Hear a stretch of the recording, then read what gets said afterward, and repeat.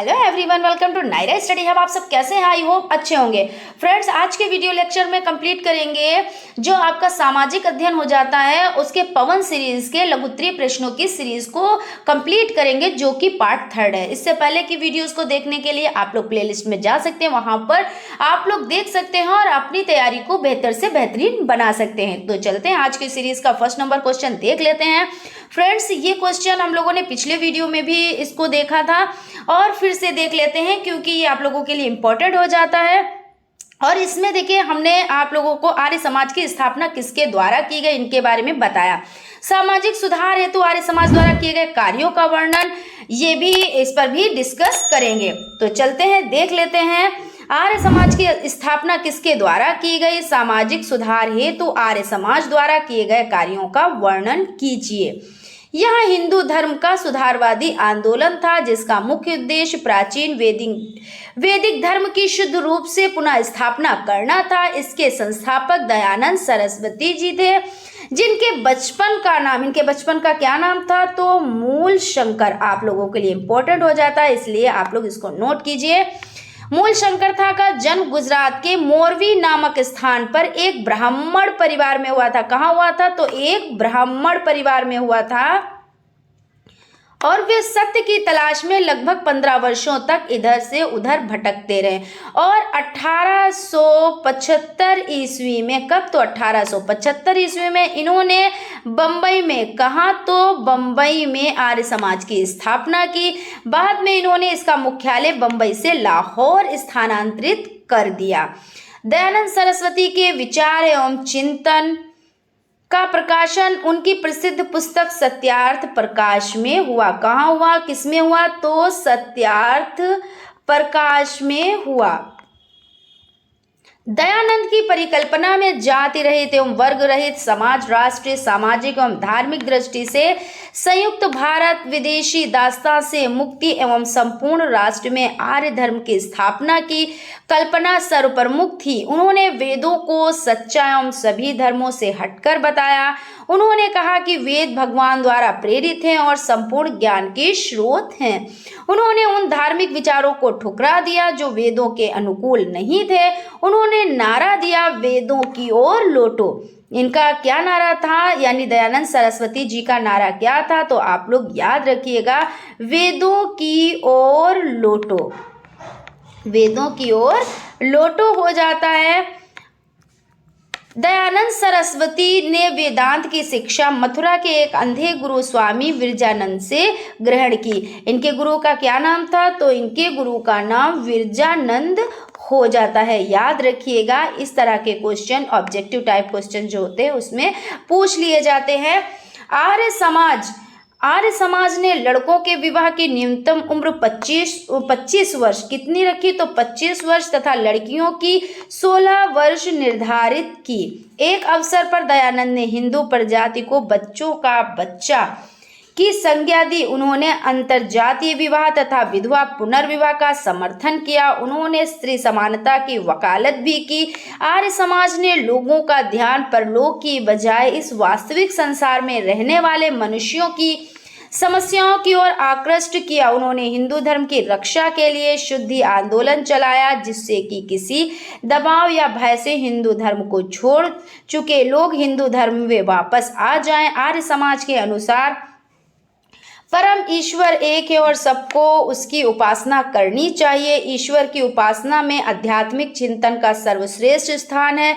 ईश्वर निराकार है और उसकी मूर्ति रूप में पूजा नहीं की जानी चाहिए। समाज ने इस बात का खंडन किया कि ईश्वर का अवतार होता है। राम और कृष्ण महापुरुष थे, ना कि ईश्वर के अवतार।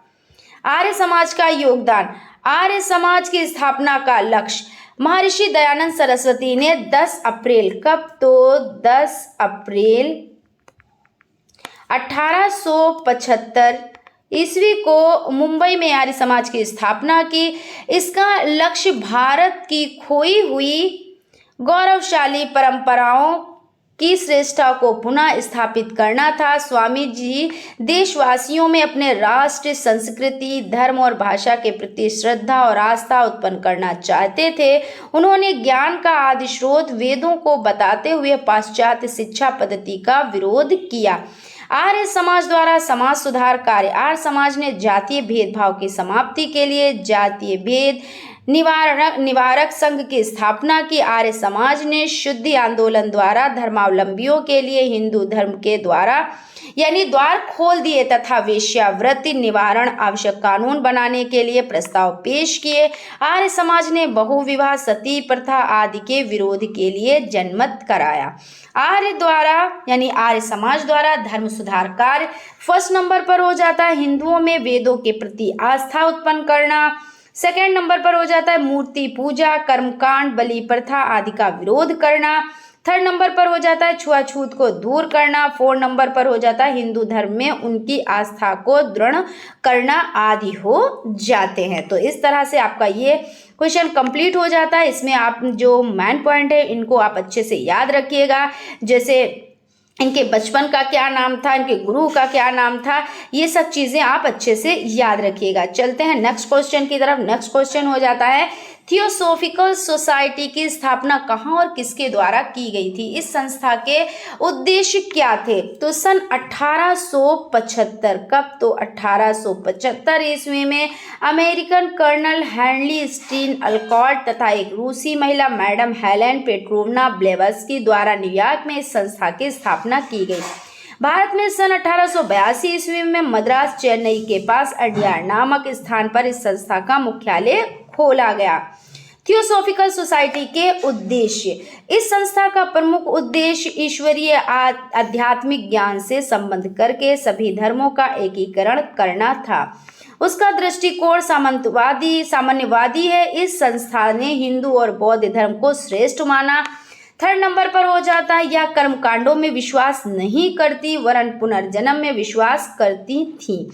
यह मोक्ष प्राप्ति के लिए व्यक्ति के सत्कर्मों पर महत्व देती हैं। यह जाति प्रथा, सामाजिक अंधविश्वासों, कुप्रथाओं का विरोध करती थी। इस संस्था ने ईश्वर भक्ति को आवश्यक बताया तथा एक आदर्श समाज की स्थापना पर विशेष बल दिया। इस तरह से हो जाता है। क्वेश्चन है भारतीय पुनर्जागरण अथवा नवजागरण का अर्थ यानी क्या तात्पर्य है, इसको बताना है। भारतीय पुनर्जागरण अथवा नवजागरण का क्या तात्पर्य है? नवजागरण का तात्पर्य धर्म तथा समाज से संबंधित पुरानी परंपराओं एवं मान्यताओं में परिवर्तन लाने का प्रयास। भारत में नवजागरण या पुनर्जागरण अंग्रेजी राज के अंतर्गत भारत को गतिहीन, निष्प्राण, गरीब तथा गिरते हुए समाज के रूप में देखा जा रहा था। ऐसे में राजा राममोहन राय एवं सर सैयद अहमद खान ने धर्म एवं समाज हेतु कदम बढ़ाया। इसके साथ ही आर्य समाज, रामकृष्ण मिशन व देवबंद आंदोलन भी धर्म व समाज सुधार से ही संबंधित थे। भारत में लगभग सभी सामाजिक कुरीतियां धार्मिक मान्यताओं पर आधारित थी, इसलिए धर्म को सुधारे बिना समाज सुधार संभव नहीं था। भारतीय जीवन के विभिन्न पक्षों में इनका बहुत निकट का संबंध था, जैसे सती विधवाओं को पुनर्विवाह पर निषेध तथा देवदासी प्रथा जैसी मान्यताएं समाप्त हुए बिना उनका सामाजिक कल्याण संभव नहीं था। आप लोग जानते हो सती, जैसे कि किसी का दुर्भाग्यवश पति मृत्यु को प्राप्त हो जाता है यानी उसकी मृत्यु हो जाती थी, तो क्या होता था कि जो स्त्री होती थी तो उनको भी साथ में जलना पड़ता था, चाहे उनकी इच्छा हो या ना उनकी इच्छा हो। तो इन सब जो ये कुप्रथाएं थी इनको इन्होंने क्या किया, समाप्त किया। पुनर्विवाह यानी कि जैसे जो विधवाएं हो जाती थी, अब उनकी पहले ही छोटी उम्र में उनकी शादी होती थी यानी विवाह होता था, और उसके बाद क्या होता था, उनके पति की मृत्यु हो गई तो फिर वो विवाह नहीं कर सकती थी। लेकिन इन्होंने क्या किया, इस पर वर्क किया कि पुनर्विवाह होना चाहिए।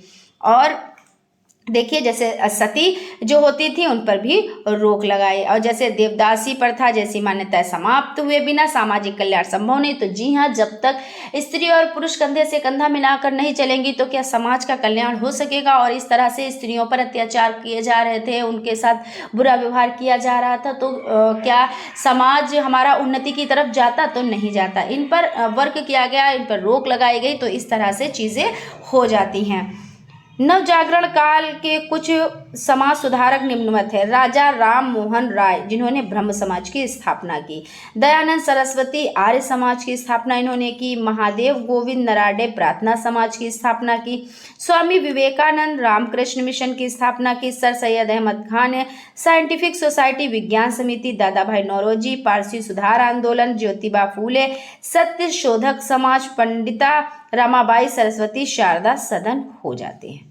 अब क्वेश्चन देख लेते हैं। बंगभंग आंदोलन को समझाते हुए इसमें कांग्रेस की भूमिका पर प्रकाश डालिए। क्वेश्चन 2018 में आया हुआ है, इसलिए आप लोगों के लिए इंपॉर्टेंट हो जाता है।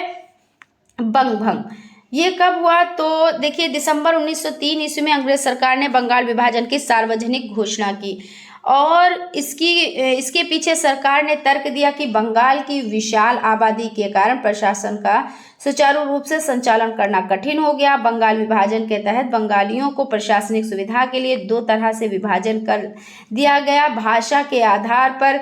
इससे बंगाली भाषा और भाषी बंगाल में ही अल्पसंख्यक बन गए, क्योंकि 1,70,00,000 लोग बंगाली भाषा बोलते थे, जबकि हिंदी एवं उड़िया बोलने वालों की संख्या 3,70,00,000 थी। एवं सेकंड हो जाता है धर्म के आधार पर, क्योंकि पश्चिमी बंगाल हिंदू बहुसंख्यक क्षेत्र था, जहां हिंदुओं की संख्या कुल 5,40,00,000 से 4,20,00,000 थी, तथा पूर्वी बंगाल मुस्लिम बहुसंख्यक क्षेत्र था, जहां कुल आबादी का 59% मुस्लिम समुदाय था।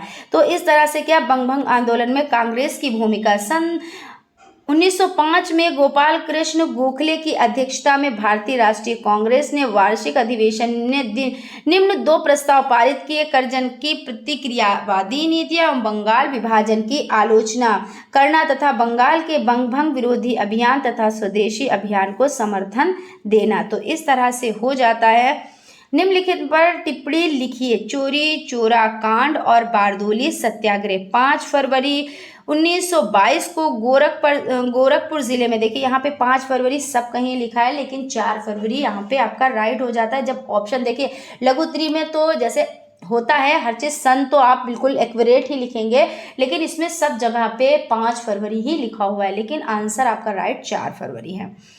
गोरखपुर जिले उत्तर प्रदेश में चोरी चोरा नामक स्थान के किसानों थाने पर, यानी किसान ने क्या किया, थाने पर अपने विरोध प्रदर्शन के लिए आए थे, क्योंकि पुलिस ने उनके कुछ साथियों जो कि शराब की बिक्री और खाद्यान्न के मूल्यों में वृद्धि का विरोध करने हेतु आए प्रदर्शन कर रहे थे को पीटा था। जब वे थाने पर आए तो पुलिस ने उन पर भी गोली चलानी शुरू कर दी। गुस्से में आकर लोगों ने थाने में आग लगा दी। जो सिपाही भागने के प्रयास में बाहर आए उन्हें भीड़ ने मार डाला और पुनः आग में फेंक दिया गया। इस हिंसात्मक घटना में 22 लोग मारे गए थे। गांधी जी इस घटना से अत्यधिक दुखी हुए तथा उन्होंने असहयोग आंदोलन वापस ले लिया था।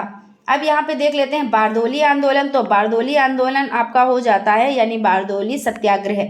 भारत के राजनीतिक परिदृश्य पर गांधी जी के पदार्पण के पश्चात गुजरात के सूरत जिले के बारदोली तालुके में राजनीतिक गतिविधियों में तेजी से सक्रियता आई। यहाँ परिस्थितियां उस समय तनावपूर्ण हो गईं जब जनवरी 1926 हो जाता है। 1926 में स्थानीय प्रशासन ने भू राजस्व की दरों में 30% वृद्धि की घोषणा की।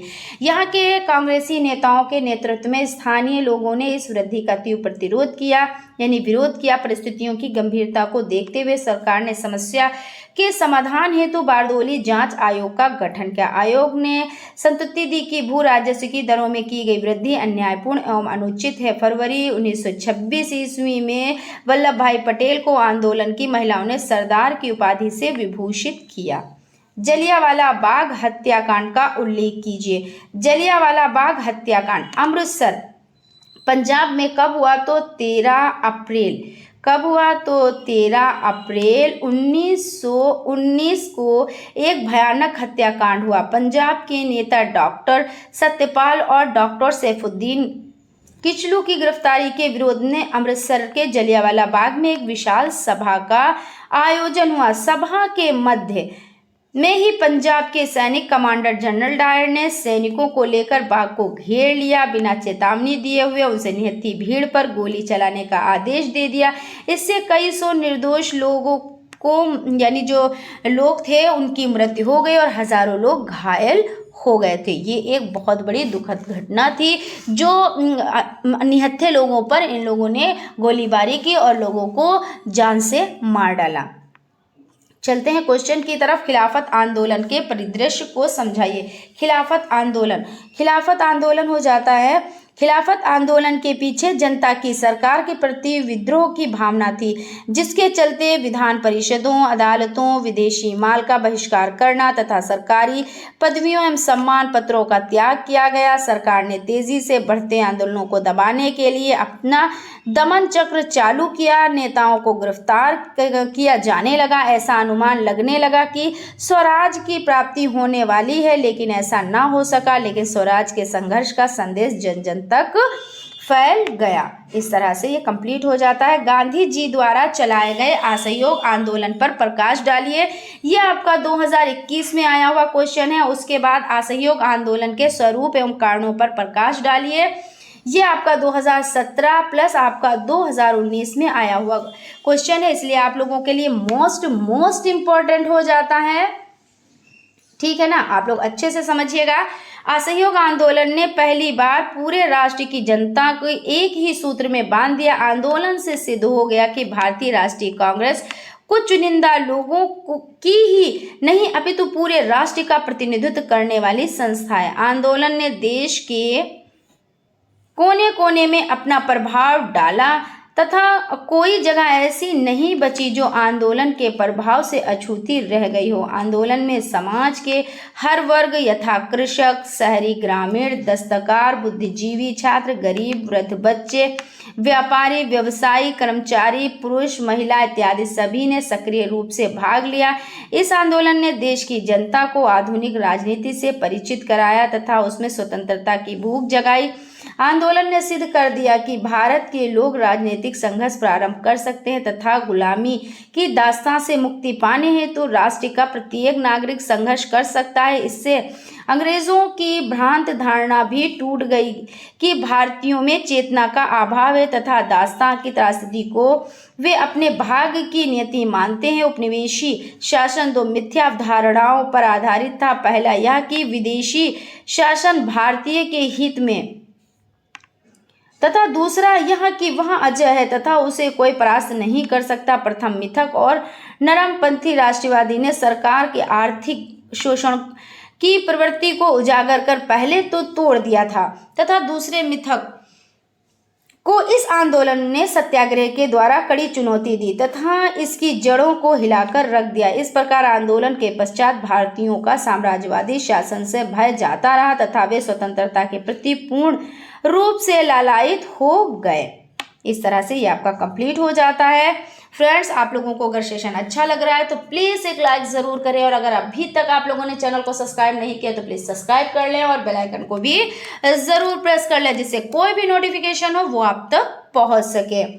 क्वेश्चन हो जाता है साइमन कमीशन क्या था? तो साइमन कमीशन 1919 के एक्ट को पारित करते समय ब्रिटिश सरकार ने यह घोषणा की थी कि वह 10 वर्ष बाद फिर से इन सुधारों की समीक्षा करेगी, लेकिन 1927 ईस्वी में उसने एक आयोग की नियुक्ति की घोषणा कर दी। सर जॉन साइमन इसके अध्यक्ष तथा सभी अन्य 7 सदस्य श्वेत थे, इसलिए इसे साइमन कमीशन के नाम से जाना जाता है। इस आयोग में एक भी भारतीय न था। इससे बिल्कुल स्पष्ट हो गया कि अंग्रेज सरकार यहाँ मानने को तैयार नहीं कि वह भारत के लोगों को अपने देश का शासन चलाने का अधिकार है। नेहरू रिपोर्ट पर प्रकाश डाले तो यहाँ पर देख लेते हैं। नेहरू रिपोर्ट सन 1928 कब? तो सन 1928 में तत्कालीन भारत सचिव लॉर्ड बिरकनहेड ने भारतीयों को ऐसे संविधान के निर्माण की चुनौती दी जो सभी गुटों एवं दलों को मान्य हो। इस चुनौती को स्वीकार कर फरवरी और मई 1928 में देश के विभिन्न विचारधाराओं के नेताओं का एक सर्वदलीय सम्मेलन बुलाया गया। यह सम्मेलन पहले दिल्ली फिर पुणे में आयोजित किया गया। सम्मेलन में भारतीय संविधान का संविदा तैयार करते हेतु मोतीलाल नेहरू की अध्यक्षता में एक उप समिति का गठन किया गया। अली इमाम, Subhash Chandra Bose, MS any Mangal Singh, Shoaib Qureshi, GI प्रधान तथा तेज बहादुर सप्रू आदि उप समिति के अन्य सदस्य थे। देश के संविधान का प्रारूप तैयार करने की दिशा में भारतीयों का यह पहला बड़ा कदम था। अगस्त 1928 में इस उप समिति ने अपनी प्रसिद्ध रिपोर्ट पेश की, जिसे नेहरू रिपोर्ट के नाम से जाना जाता है। अब आपका क्वेश्चन हो जाता है, संक्षिप्त टिप्पणी लिखिए। सविनय अवज्ञा आंदोलन 1920, प्रथम गोलमेज सम्मेलन, द्वितीय गोलमेज सम्मेलन। सविनय अवज्ञा आंदोलन 1919 के लाहौर कांग्रेस अधिवेशन में कांग्रेस कार्यकारिणी को सविनय अवज्ञा आंदोलन शुरू करने का अधिकार दिया गया। सविनय अवज्ञा आंदोलन के तहत गांधी ने 12 मार्च 1930 को ऐतिहासिक नमक सत्याग्रह की शुरुआत की। 24 दिन की लंबी यात्रा के बाद 6 अप्रैल 1930 को दांडी में गांधी ने सांकेतिक रूप से नमक कानून को तोड़ा। यही से सविनय अवज्ञा आंदोलन की शुरुआत हुई। ये आपका सविनय अवज्ञा आंदोलन हो जाता है। उसके बाद आपका प्रथम गोलमेज सम्मेलन नवंबर 1930 से जनवरी 1931 तक। सरकार ने 12 नवंबर 1930 को साइमन कमीशन की रिपोर्ट तथा संवैधानिक मुद्दों पर चर्चा करने के निमित्त लंदन में प्रथम गोलमेज सम्मेलन का आयोजन किया। कहाँ किया? तो लंदन में किया। ये चीज़ आप लोग याद रखिएगा, प्रथम गोलमेज सम्मेलन लंदन में आयोजित किया गया। ब्रिटिश सरकार एवं भारतीयों के मध्य समान स्तर पर आयोजित की गई यह प्रथम वार्ता थी, जहां कांग्रेस एवं अधिकांश व्यावसायिक संगठनों ने इस सम्मेलन का बहिष्कार किया। वहीं मुस्लिम लीग, हिंदू महासभा, उदारवादी दलितों वर्ग तथा भारतीय रजवाड़ी ने इस सम्मेलन में भाग लिया। आपका हो जाता है सेकेंड द्वितीय गोलमेज सम्मेलन लंदन में 7 सितंबर 1931 से 1 दिसंबर 1931 तक चला। इसमें कांग्रेस के एकमात्र प्रतिनिधि के रूप में गांधी जी ने हिस्सा लिया। द्वितीय गोलमेज सम्मेलन में मदन मोहन मालवीय और एनी बेसेंट ने खुद के खर्च पर हिस्सा लिया था। अब हो जाता है पूना पैक्ट का उल्लेख कीजिए। पूना पैक्ट सितंबर 1932 ईस्वी में डॉक्टर अंबेडकर तथा हिंदू नेताओं के प्रयत्न से सवर्ण हिंदुओं तथा दलितों के मध्य एक समझौता किया गया। इसे पूना पैक्ट के नाम से जाना जाता है। इस समझौते के अनुसार फर्स्ट नंबर पर हो जाता है दलित वर्ग को सार्वजनिक सेवाओं तथा स्थानीय संस्थाओं में उनकी शैक्षणिक योग्यता के आधार पर उचित प्रतिनिधित्व देने की व्यवस्था की गई। सेकेंड हो जाता है मद्रास में 30, बंगाल में 30, मध्य प्रांत एवं संयुक्त प्रांत में 20-20, बिहार एवं उड़ीसा में 18-18, बम्बई एवं सिंध में 15-15, पंजाब में 8 तथा असम में 7 स्थान दलितों के लिए सुरक्षित किए गए। थर्ड हो जाता है दलित वर्ग के लिए पृथक निर्वाचक मंडल समाप्त कर दिया गया तथा व्यवस्थापिका सभा में अछूतों के स्थान हिंदुओं के अंतरसंगत ही सुरक्षित रखे गए। 4 नंबर पर हो जाता है आपका लेकिन प्रांतीय विधान मंडलों में दलितों के लिए आरक्षित सीटों की संख्या 47 से बढ़कर 147 कर दी गई। 5 नंबर पर हो जाता है केंद्रीय विधानमंडल में दलित वर्ग को प्रतिनिधित्व देने के लिए संयुक्त निर्वाचन की प्रक्रिया तथा प्रांतीय विधानमंडल में प्रतिनिधियों को निर्वाचित करने की व्यवस्था को मान्यता दी गई। अब आपका हो जाता है यहाँ पे जलवायु का मानव जीवन पर प्रभाव को समझाएं। तो यहाँ पर समझ लेते हैं जलवायु मानव को प्रत्यक्ष और अप्रत्यक्ष दोनों ही रूपों में प्रभावित करती है। कैसे करती है? देखिए, जलवायु और वस्त्र। जलवायु के अनुसार ही मानव अपने वस्त्रों का चयन करता है। शीत ऋतुओं में ठंड से बचने के लिए ऊनी वस्त्रों का उपयोग किया जाता है, जबकि ग्रीष्म ऋतु में सूती वस्त्र अच्छे लगते हैं। जलवायु और आवास। जलवायु के अनुसार ही मानव अपने आवास बनाता है। छतों वाले आवास बनाए जाते हैं जिससे वर्षा का जल शीघ्रता से बह जाए। ठंडे प्रदेशों के घरों के दरवाजों और खिड़कियों में शीशे का उपयोग किया जाता है, जिससे उनमें अधिकाधिक धूप प्रवेश करती रहे तथा शीत ऋतु में उनमें उष्णता बनी रह सके। अब आपका हो जाता है जलवायु एवं प्राकृतिक वनस्पति। तो जलवायु प्रत्यक्ष एवं अप्रत्यक्ष दोनों प्रकार से मानव को प्रभावित करती है। किसी प्रदेश की प्राकृतिक वनस्पति और फसलें भी जलवायु से प्रभावित होती हैं। अब यहाँ पे देख लेते हैं जलवायु तथा आर्थिक विकास। मानव की कार्य क्षमता जलवायु पर ही निर्भर करती है तथा जलवायु औद्योगिक विकास की संभावनाओं को भी प्रभावित करती है। मानव स्वयं गर्मी में कम कार्य तथा जाड़ों में अधिक कार्य करता है। अब देखिए यहाँ पे हम लोग इसको थोड़ा सा समझ लेते हैं, जैसे जलवायु और वस्त्र, क्योंकि आप लोग बहुत अच्छे से जानते हैं, सभी लोग जानते हैं, सभी लोग ऐसा करते हैं, क्योंकि देखिए जलवायु के अनुसार ही हम लोग क्या करते हैं, वस्त्रों को धारण करते हैं ना। क्योंकि ऐसा तो नहीं करते हैं कि गर्मी में हम लोग ऊनी कपड़े पहन लेते हैं और सर्दी में सूती पहनते हैं, ऐसा तो नहीं होता है। हम लोग क्या करते हैं, जलवायु के अकॉर्डिंग कपड़ों का चुनाव करते हैं, है ना। इसी तरह से और भी चीज़ों का चुनाव करते हैं कि बहुत सी चीज़ें ऐसी हो जाती हैं जो जलवायु के अनुसार उनको हम चुनते हैं। जलवायु और आवास भी देखिए, अगर बारिश से बचना होता है तो मकान कैसे बनाए जाते हैं। बारिश से बचने के लिए पहली बात तो मकान बनाए जाते हैं, दूसरी बात उसको ढालू बनाया जाता है जिससे पानी छतों से बह सके, है ना।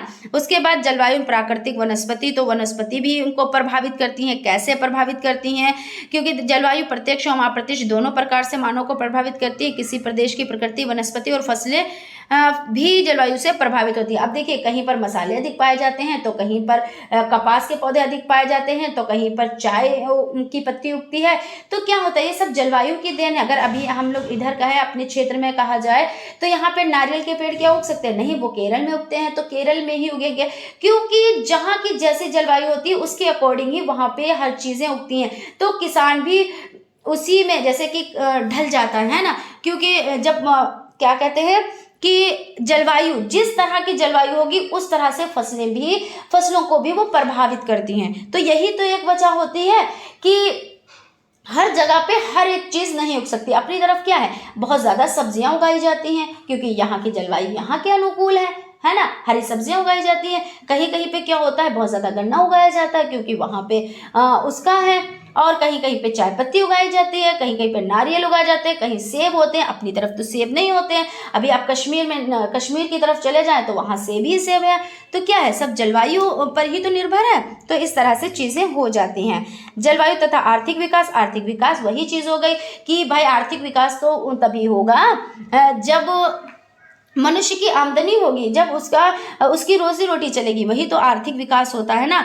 तो इसकी भी संभावनाएं जलवायु पर निर्भर करती हैं। तो यहाँ पे ये सब चीज़ें हो जाती हैं। आई होप आप लोगों को चीज़ें समझ में आई होंगी। अब देख लेते हैं जलवायु और मौसम में अंतर। जैसा कि हम लोग पहले डिस्कस कर चुके हैं कि जलवायु और मौसम क्या होता है। मौसम कहो तो भी 1 मिनट में चेंज हो जाए, ऐसे तो होता है कि कभी कभी देखो आप बैठे हो और बहुत तेज से धूप निकली होती है और नजर हटती है कि ऐसा लगता है बारिश होने लगी, लगता है कि मतलब बारिश होने लगती है। कभी कभी क्या होता है, बहुत जोरों से गर्मी लग रही होती है और एकदम से ठंड लगने लगती है।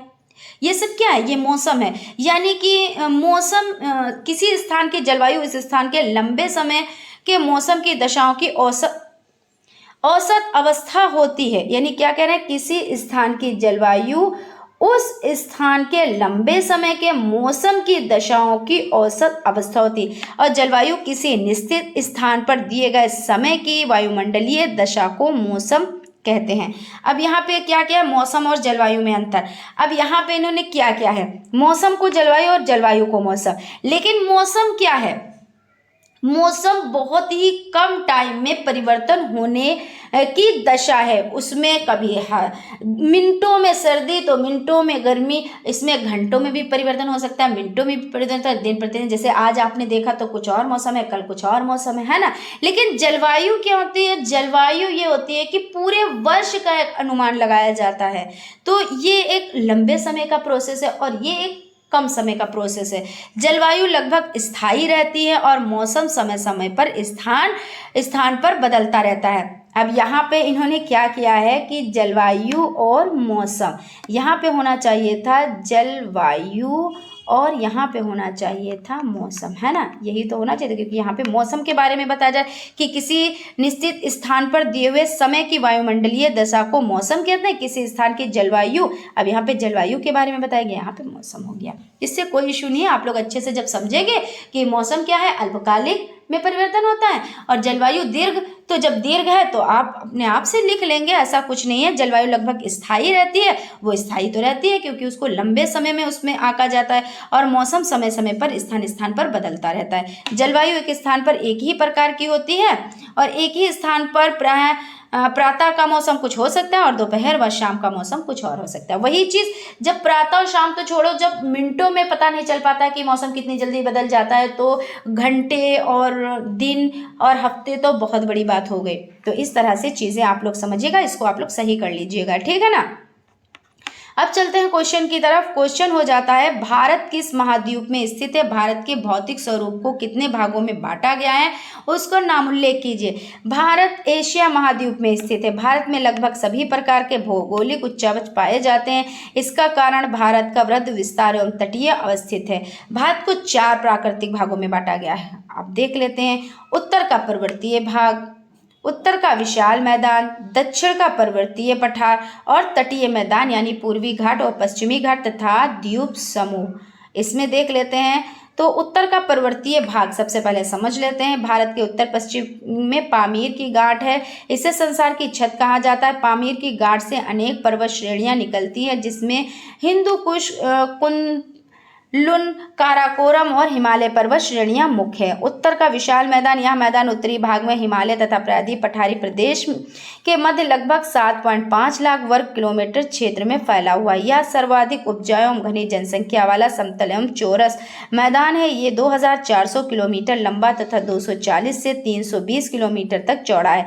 इसका हरियाणा से लेकर बांग्लादेश तक 300 मीटर तक का ढाल है। दक्षिण का पठार विंध्याचल पर्वत श्रेणी तथा नर्मदा नदी की घाटी से लेकर प्रायद्वीप के दक्षिणी छोर तक का त्रिभुजाकार भाग दक्षिण के पठार के अंतर्गत है। इसकी उत्तरी सीमा पर पश्चिम से पूर्व की ओर विंध्याचल पर्वत श्रेणी, महादेव, कैमूर तथा मेकाल पर्वत स्थित है। इसकी पश्चिमी सीमा पर पश्चिमी घाट तथा पूर्वी सीमा पर पूर्वी घाट।